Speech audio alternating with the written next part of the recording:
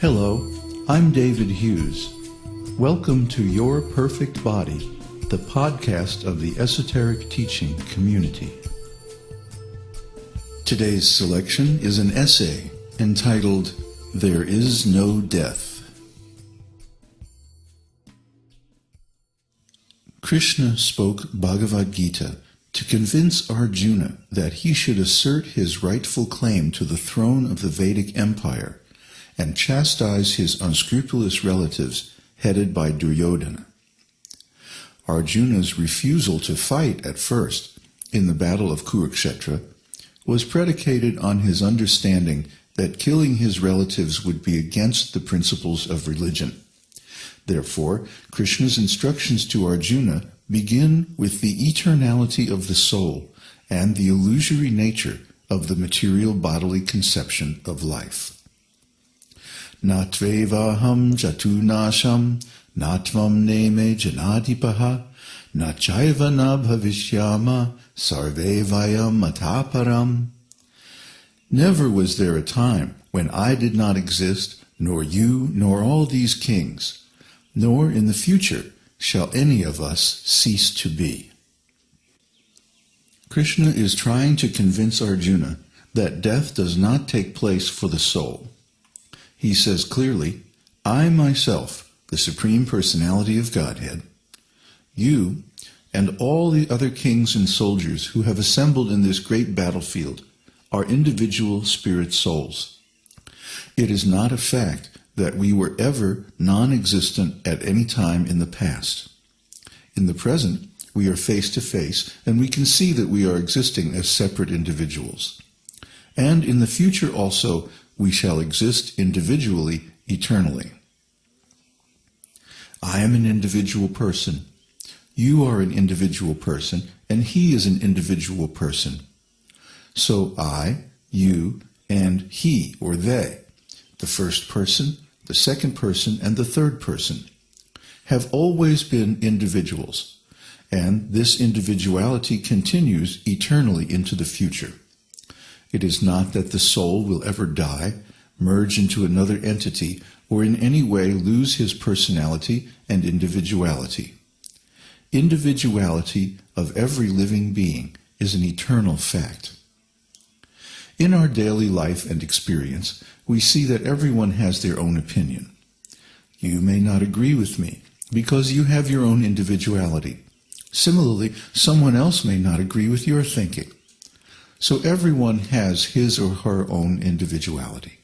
That's a fact. This individuality does not end with the body because it is not based on the body. Individuality is an eternal quality of the eternal spirit soul.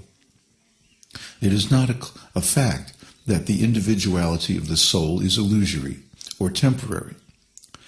There is a class of Buddhist philosophers who say that the soul or mind is one homogeneous entity, and that after the annihilation of this body, the soul will merge into the total substance of mind or consciousness and cease to exist as an individual. They compare the soul to water. If you keep water in different pots, the water takes the shape of the pot.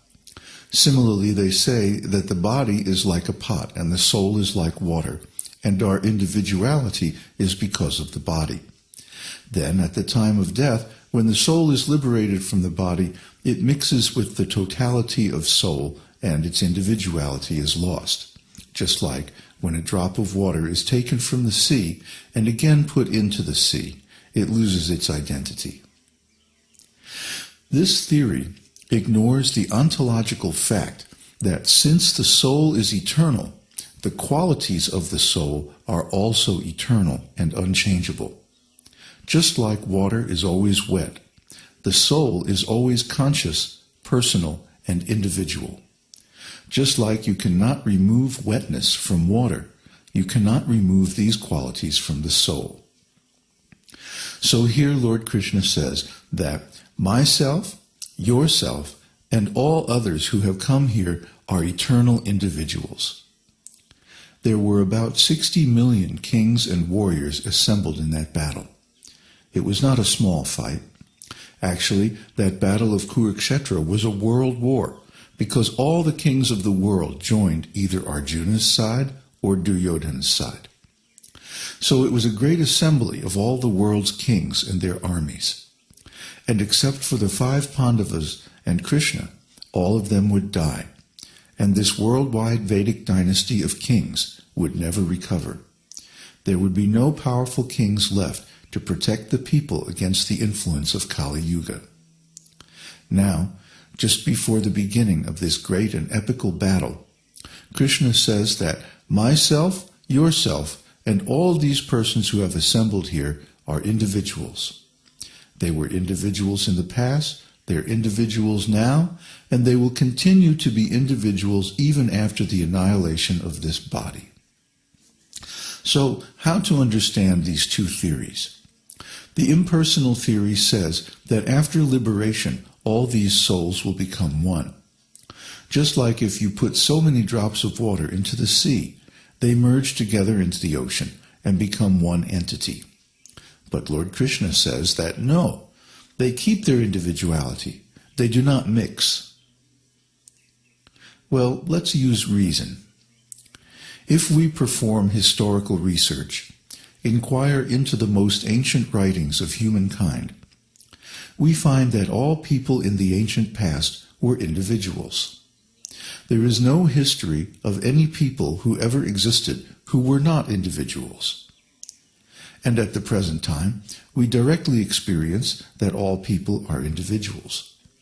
All living entities that we can find, either human being or animals or birds or anything alive anywhere, are all individuals.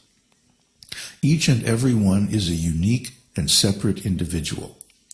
Then why should we not conclude that in the future they will also remain individuals? In the past they were individuals, in the present they're individuals.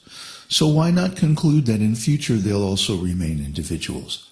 Is there any evidence to the contrary? Can anyone show any living entity that is not an individual? Is such a thing even possible? So we naturally conclude that they will continue to be individuals in the future. Even if we do not have any philosophical knowledge of these two theories, personal or impersonal, by our own human reasoning and experience, we can understand that the impersonal theory is completely unsupported by any tangible evidence. In the entire history of the human race, all were individual persons. At the present moment, we can see that all are individuals. So why not in the future? How is it that in the future they'll mix up and become one homogeneous thing? It's quite unreasonable. It's reasonable to assume that a natural process observed to be consistent in the past and present will also remain consistent in the future. In astronomy, if you find that on a particular date the sun always rose at a particular time, and in the present we also observe the sunrise at the same exact time, then it's natural to conclude that the sun will continue to rise at that time on that date in the future. And in fact, astronomical tables are calculated hundreds of years in advance on that assumption. So we can understand the difference between the impersonal and personal theories of the soul by our human reasoning. There are many spiritual things that are beyond the power of our reason. But when it is possible to apply our reason, then why not accept it? Can anyone show any evidence of any living being that is not an individual? Of course not. Then why should we accept that at any time in the future there will be such a thing that has never existed, either in the past or present? That would be unreasonable, illogical. There are other spiritual truths that are provable by our human reasoning. For example, by our reasoning, we can conclude that God exists because everything has a creator. Just like the computer that we're using to record this podcast. We know that this computer has a manufacturer. Similarly, there's a manufacturer for my car and my house. For everything that exists, there is a father, creator, builder, or manufacturer. I myself am created by my father and mother. My father was created by his father.